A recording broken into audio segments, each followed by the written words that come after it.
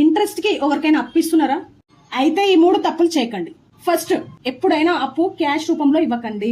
Online transactions చేయండి, proofs ఉంటాయి. Second one, ఎవరైతే అప్పు తీసుకుంటున్నారో వారి చేతనే ప్రామిసర్ నోట్ అనేది రాపించండి. 2 విట్నెస్ సిగ్నేచర్స్ తీసుకోండి. థర్డ్ వన్, చెక్ తీసుకోండి. చెక్ పైన డేట్, అమౌంట్ అండ్ సిగ్నేచర్ తీసుకోండి. ఎప్పుడైనా వాళ్ళు ఇస్తున్న టైంకి వాళ్ళు అమౌంట్ ఇవ్వకపోతే వారిపైన లీగల్ యాక్షన్ తీసుకోవచ్చు. సో మరిన్ని లా అప్డేట్స్ కోసం మన ఎల్బీ పేజ్ని ఫాలో చేస్తుండండి. Thank you.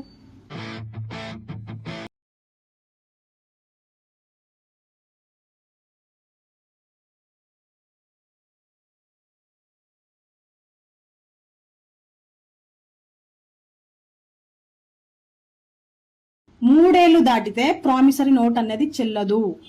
లిమిటేషన్ యాక్ట్ 1963 ప్రకారం 3 ఏళ్లు దాటి 1 or 2 days ఎక్స్ట్రా అయినా కూడా ఆ ప్రామిసరీ నోట్ అనేది వ్యాలిడ్ కాదు. అప్పు తీసుకున్న వ్యక్తి మీ డబ్బు తిరిగి ఇవ్వకపోతే లాయర్ ద్వారా లీగల్ నోటీస్ పంపించండి.